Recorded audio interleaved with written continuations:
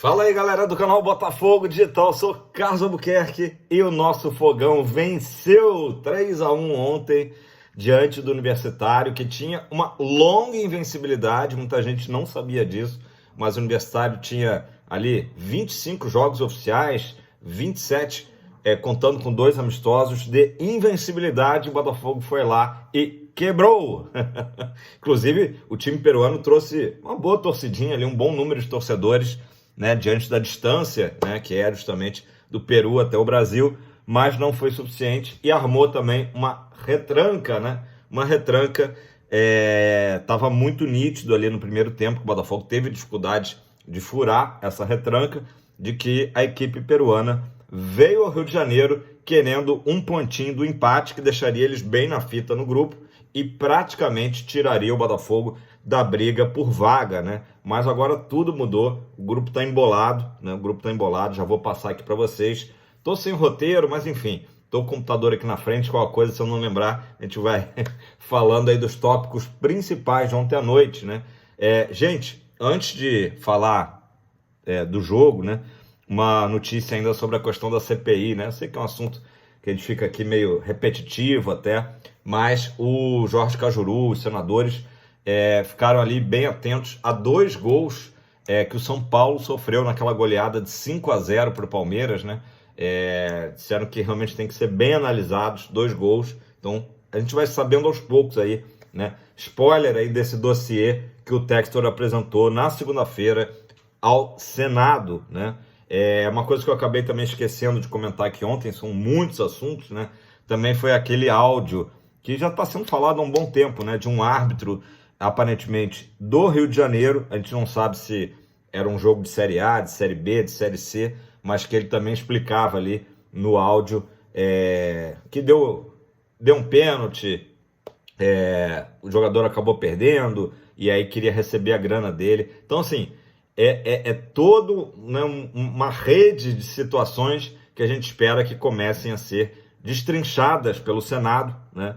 E inclusive também essa questão aí do Rafael Claus, árbitro, que a princípio está escalado para o jogo de domingo entre Flamengo e Botafogo, e também a questão da Daiane Muniz, VAR, né? Isso aí tudo tem que ser explicado, por que o Rafael Claus e a Daiane Muniz atuaram 11 vezes juntos, né, no Campeonato Brasileiro passado, quando todas as outras situações de árbitro e VAR, o máximo que acontece de coincidência são 3 vezes, tá? Então, a gente sabe, um campeonato de 38 rodadas, então até pelo número, né, de árbitros e de equipes de VAR, acontece aí essa coincidência, né? Isso foi levantado, né, pela Good Game, 2, 3 vezes é o máximo que acontece, né, de uma mesma equipe, né, de VAR e árbitro, e no caso do senhor Rafael Claus, com a Daiane foram 11 vezes, e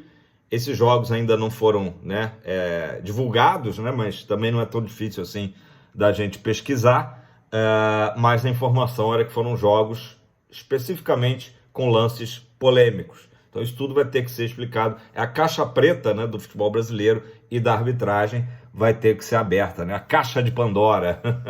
Então é isso. A notícia aqui, deixa eu ver se eu acho aqui para passar para vocês.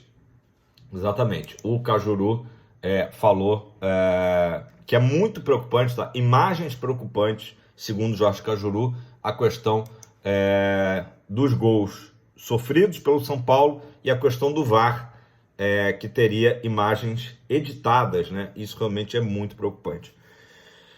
Deixa eu ver aqui, só abrir aspas aqui, tá? Para o Cajuru. As imagens que ele mostrou a nós na reunião secreta, tá? Então muita gente falando, cadê as provas do Textor? Gente, uma investigação precisa ter um sigilo, senão quem está sendo eventualmente acusado já começa a se preparar uma defesa, né? Então tem várias situações aí envolvidas, tem que ser. Então as provas já foram apresentadas, já foram entregues e houve essa sessão secreta depois da oitiva, né, que aconteceu na segunda-feira do John Textor lá no Senado em Brasília, com os senadores. E a partir dessa sessão secreta, os senadores concluíram realmente há indícios, né, relevantes de que possa haver manipulação de resultados no futebol brasileiro, né? E deram sequência aí às investigações. Então é importante dizer isso. As provas já foram mostradas. Aí vem a Leila, né, do Palmeiras dizer: cadê as provas? Esse senhor só fala, não sei o quê, e não mostra, né? As provas já foram mostradas para quem tem que ser mostrado, né? No caso, a CPI aí do Senado, que tem o Romário, que tem o Cajuru à frente aí desta CPI. Então vamos lá, as aspas do Jorge Cajuru, tá? As imagens que ele mostrou a nós na reunião secreta, algumas são preocupantes, de indícios que podem virar provas, tá? Vocês vão ver, até semana que vem estarão nas mãos de vocês, ó. Então vai revelar. Tem uma edição do VAR. Por que o VAR faz uma edição de uma imagem, de um impedimento, que não aconteceu? Eu acho que é o jogo Palmeiras e Vasco que ele está falando, né? Ele trouxe imagens não só do VAR, ele tinha uma empresa que ele contratou que ficava atrás dos gols mostrando. Ele tinha duas imagens, a do VAR e a dele. 80%, olha só, gente, 80% do que ele nos trouxe, eu não vou dar nenhuma credibilidade, e tem 20% que eu, como parlamentar, não serei irresponsável de não investigar esses 20% que colocam indícios como provas. Então, assim, o Cajuru está dizendo que 80% ele não dá muita bola, mas que 20% são, na opinião dele, importantes, né? Vamos ver. Continuando, ele nos apresentou por 2 horas, na reunião secreta, imagens, não só as do VAR, como de uma empresa contratada, tá? Portanto, temos dois lados. Tem jogos em que você vê a imagem do VAR e da empresa dele. De todos os jogos que falou, só levei a sério 2. Então, provavelmente, será que foram 10 jogos? Para ele dizer 20%, né? Nesses 2 fiquei em dúvida, e as imagens mostram que o VAR editou, fez uma edição. Isso é crime ou não? O VAR fazer uma edição? Isso tem provas, vocês vão ver. Que aí vem a outra imagem e vê que o lance é inquestionável. Tem lance de pênalti e tem lance de impedimento. Então o Cajuru aí, pelo que está falando, direcionou a 2 partidas, né? O senador falou também sobre o jogo Palmeiras 5, São Paulo 0 pelo Campeonato Brasileiro, tá? O relatório da Good Game, usado pelo Textor para fazer as denúncias, mostra comportamento fora do padrão de jogadores do time do Morumbi, tá? Então o Cajuru falou que vai investigar especialmente 2 gols desses 5 da goleada. Tem um lance que o atacante entra na área para fazer o gol e o zagueiro que estava lado a lado dele se afasta oceanicamente, quase falando: trânsito livre, faça o gol. Portanto, dos 5 gols, 2 eu quero investigar. Não estou ainda dizendo que tenho provas. Fui absolutamente cauteloso ao dizer que não há provas ainda. Há indícios que podem virar provas. E de tudo que apresentou, só vejo 2. A outra é em cima de vários lances, mas o jogo foi entre Flamengo e Palmeiras, olha aí. Ele mostrou um monte, estou colocando 2 jogos. Eu não posso ser considerado... Eu não posso ser considerado... aí o texto está aqui meio truncado. Vamos continuar aqui, gente. E tá meio que repetindo a história dos 80%, a gravação do árbitro que a gente falou. Enfim, vamos aguardar muita coisa aí pela frente, né? Que nós teremos de novidades. Vocês querem que eu fale do jogo? Vou falar do jogo. Gente, a torcida do Botafogo acabou comparecendo ali um número razoável, né? 23.800. Tive lá com a minha filha, né? Na Leste Inferior. Foi uma noite muito boa, felizmente, para todos nós, né? Quem compareceu, quem não pôde comparecer, acompanhou pela televisão. É óbvio que a torcida do Botafogo estava naquela meia desconfiança, né? Primeiro, pelo início muito ruim do Botafogo na Libertadores, com 2 derrotas, em que eu digo especificamente a nossa estreia, né, contra o Júnior Barranquilla, ainda com o Fábio Matias, né? Foi a única derrota, aliás, do Fábio à frente do Botafogo. Aquele jogo ainda, né, dá aquele sentimento assim, poxa, o Botafogo poderia ter vencido, né? Não pela atuação, que o Botafogo atuou muito mal, né? Mas era uma partida que, quando a gente analisava o grupo, a gente dava como uma vitória quase que certa, né? Já a derrota lá na altitude, né, de Quito, era mais ou menos esperada, né? Então, mas enfim, o fato é que os resultados do grupo, com empate especificamente há 2 dias atrás, né, entre o Júnior Barranquilla e a LDU, fez o seguinte: a equipe que chegar a 10 pontos, tá, ela vai se classificar nesse grupo, tá? Matematicamente, esse empate permitiu essa situação de 10 pontos. 10 pontos é justamente o que a gente já falava antes do jogo de ontem do Botafogo, que era o Botafogo vencer 3 desses 4 compromissos que faltam e empatar um deles, né? Permitiu o Botafogo até não precisar vencer os 4 jogos. Então, desses 4 jogos, né, que faltavam, ontem a gente, que era fundamental, era o mais importante de todos, o Botafogo conseguiu vencer, né? Embolou o grupo, como eu disse, 5, 4, 3 pontos, né? Tá embolado. E agora o próximo confronto é o segundo em importância que o Botafogo precisa vencer de qualquer maneira, que é a LDU, só no dia 8 de maio, se não me engano, tá? Para o Botafogo chegar a 6 pontos no grupo e ir decidir a vaga nos 2 jogos restantes fora de casa, né? Justamente contra o Universitário e o Júnior Barranquilla, tá?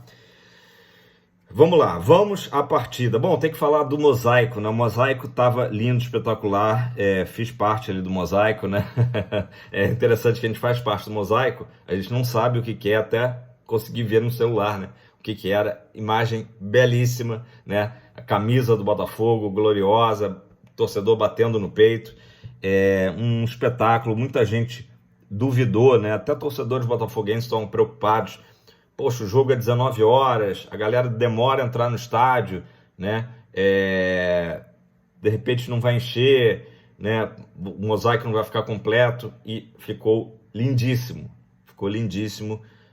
arrancou elogios. Eu vi jornalistas, né? O Eric Faria foi um deles que teceu os maiores elogios, né? A capacidade da torcida alvinegra, e aí, claro, a gente tem que dar todo o crédito aos torcedores que foram na terça-feira à noite, né? Mais uma vez enfrentaram aí, né, essa noitada no Newton Santos para montar todo o mosaico, e especialmente, né, o movimento Ninguém Ama Como a Gente, que tem bolado essas festas, esses mosaicos simplesmente incríveis.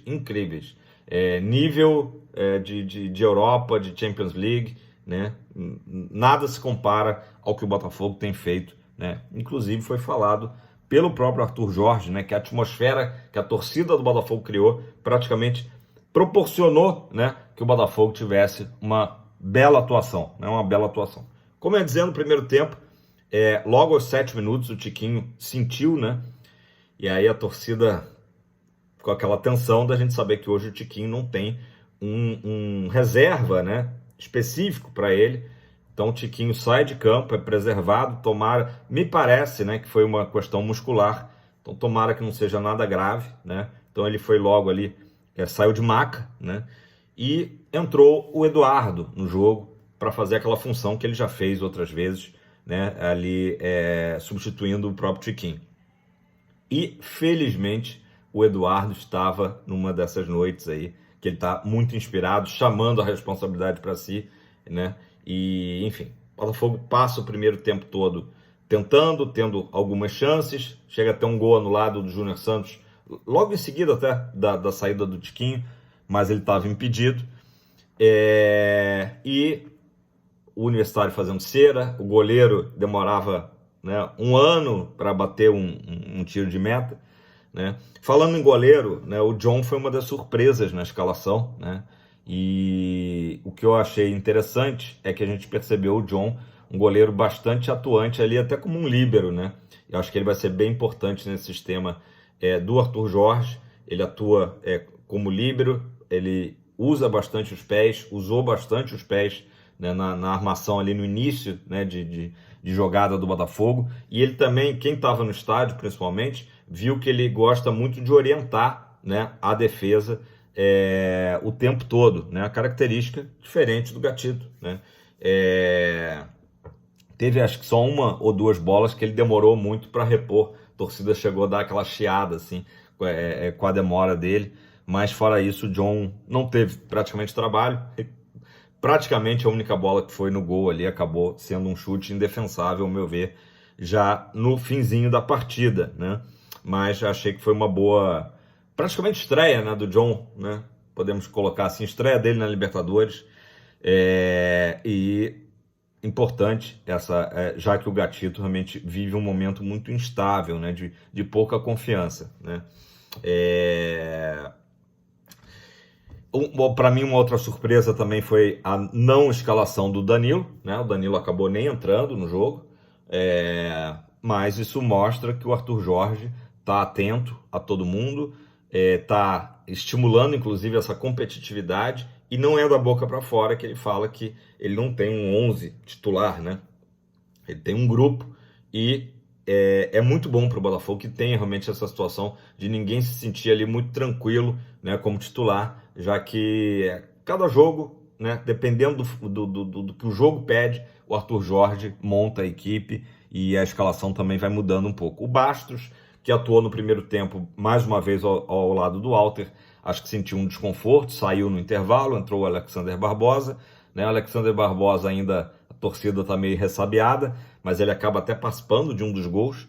Então, só recapitulando, né? Começa o segundo tempo, o Botafogo consegue o seu primeiro gol justamente, né, no primeiro minuto de jogo, numa jogada do Júnior Santos. Eduardo marca o gol, né, bem esperto ali no lance. Depois a gente tem o próprio gol do Luiz Henrique, primeiro gol dele com a camisa do Botafogo, né? E o Botafogo, depois do 2-0, até meio que administrou o placar, apesar de que a gente estava com aquela sensação de que caberia mais, né? E o terceiro gol sai só no final do jogo, justamente numa jogada que o Matheus Ponte, que entrou no lugar da Damian Soares, acreditou, né? Fez uma boa jogada ali pela direita e acabou cruzando, dando origem ao terceiro gol. O 3-1, aquela bobeada que lembra muito o próprio jogo anterior contra o Juventude, né? Que o Botafogo vencia por 5-0, deu uma cochilada e tomou um gol. Realmente esse 3-1 no estádio, a torcida praticamente não sentiu, né, o 3-1, porque já estava na festa ali do 3-0, do fim do jogo, né? O mais importante ontem foi o que eu falei no vídeo, né? Era que realmente o Botafogo vencesse. Era fundamental, não tinha outro resultado, e o primeiro tempo tinha nos deixado ali apreensivos. Será que o Botafogo vai conseguir furar esse bloqueio, né? E a gente sabia que o momento que o Botafogo furasse o bloqueio, fizesse o gol, o Universitário ia ter que sair um pouco mais. Foi justamente o roteiro do segundo tempo, foi o que aconteceu. O Universitário toma esse gol logo no início, precisa sair um pouco mais, e aí facilita um pouco mais para o Botafogo chegar ao segundo e depois ao terceiro gol. John Textor esteve no Newton Santos, né, já com o braço ali em recuperação, né? Inclusive eu vi uma imagem que parece que ele recebeu um skate de presente, e aí ele retribuiu a torcida, entregou para um torcedor ali, acho que na Oeste Inferior, o skate. John Textor agora tem que ficar um pouco longe, né? Até por recomendações médicas do skate, o esporte que ele curte tanto, né? Que ele gosta tanto. Então, o técnico do Universitário reclamou um pouco do gramado, que o jogo fica muito rápido, vira outro jogo, mas isso aí a gente sabe que vai ter sempre esse discurso, né? Assim como o Roger Machado falou que o gramado do Botafogo, a vantagem do gramado sintético era similar à da altitude, né?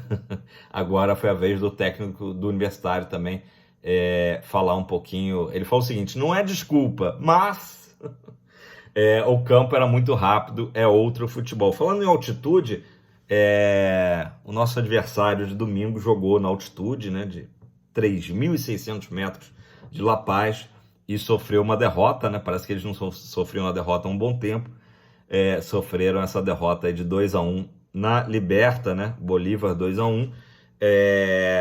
E eu volto a dizer aqui, né? O Universitário, vice-líder lá do Campeonato Peruano, vinha com uma invencibilidade de quase 30 jogos. O Botafogo conseguiu quebrar isso ontem, né? E mais uma curiosidade: vocês sabem que o líder do Campeonato Peruano é o Sporting Cristal, dirigido pelo nosso Anderson Moreira. Técnico bom, Anderson Moreira. Gente, o Arthur Jorge, ele elogiou muito o desempenho do Luiz Henrique. Aliás, para mim, os destaques do jogo: Luiz Henrique, Júnior Santos e Eduardo, claro, né? Que entrou e realmente comandou a equipe. O time, de modo geral, todo muito bem, acho que não teve, assim, um ponto fraco, né? Eu noto ainda o Hugo um pouco inseguro, né? Em algumas bolas, ainda falta um pouco de confiança para o Hugo, mas, de modo geral, a equipe deu bastante conta do recado. Alexander Barbosa, acho que ele cochilou um pouco ali no gol único do Universitário, mas está com crédito, já que deu início à jogada ali do primeiro gol, né? Então acho que foi uma boa atuação, mas o que eu ia dizendo, o Arthur Jorge elogiou o Luiz Henrique e falou, olha, que ele que seja o primeiro de muitos gols, né? Tem que trabalhar para fazer mais gols. Realmente foi uma jogada belíssima, né? Quando ele driblou o goleiro e só não entrou com bola e tudo porque teve dó, teve pena, né? E é isso, gente. Botafogo, como eu falei, embolou o grupo, né? Embolou total o grupo aqui. Deixa eu abrir aqui como é que tá a situação do grupo D, né?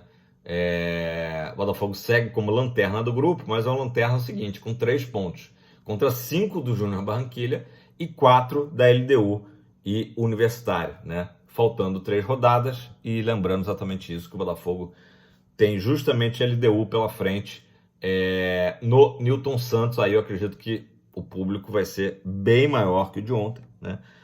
Não sei se a gente vai chegar a lotar o Newton Santos, mas especialmente se os resultados do Brasileirão também estiverem favoráveis, a gente tiver uma grande vitória aí, quem sabe no domingo, né?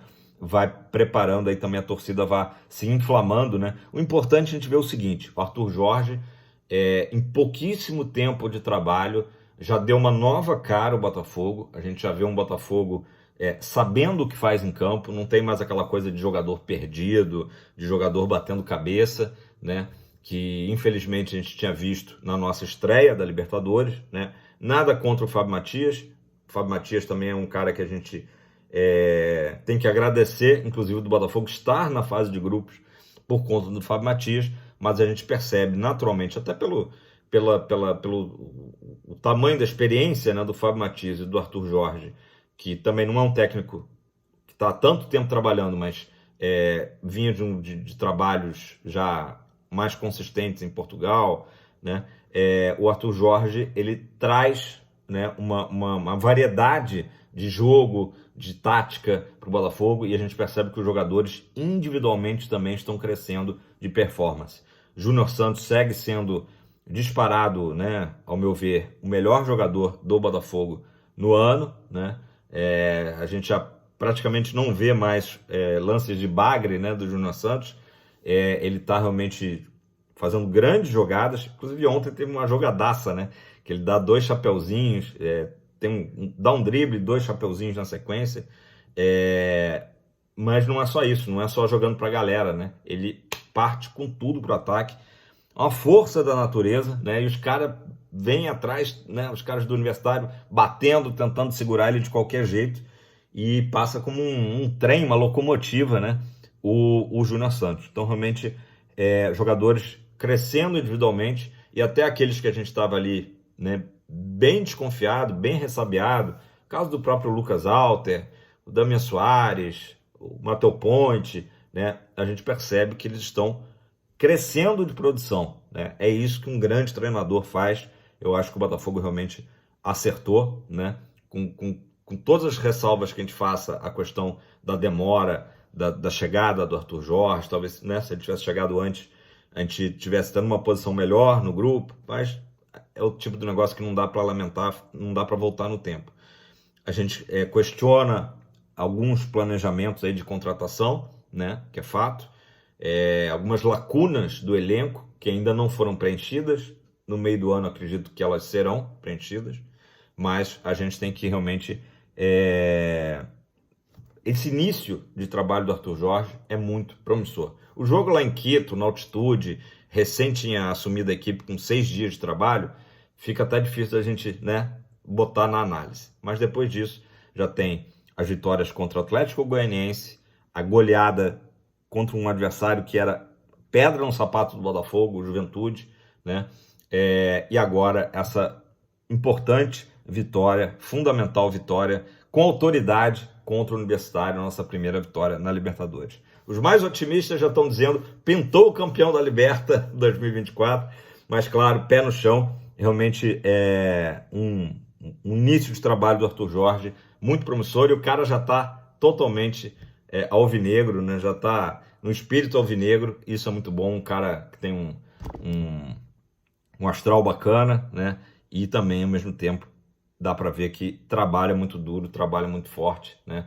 E tá respirando o Botafogo, é isso que a gente quer, né? E é isso, pessoal, vai dar, passamos de 25 minutos, uma ótima quinta-feira a todos, deixe seu like, comenta aí embaixo aí suas impressões sobre o jogo, quem que você gostou, gostaram da atuação do Gregory ali no meio, Marlon Freitas também, capitão, né? Quem diria Marlon Freitas capitão, também dono ali da posição, né? E é muito bom te ver justamente que o Botafogo tem esse elenco, ao ponto até de desprezar alguns jogadores. O Tietchan entrou no final do jogo, mas, por exemplo, o Danilo nem chegou a entrar e tem sido também um dos gigantes aí do Botafogo, né? Domingo, 11 horas, já estou ansioso, a torcida do Botafogo terminou a partida ontem, né? Já no clima de clássico contra o Flamengo. É isso aí. Grande quinta-feira, galera. Tamo junto, fogão pra cima.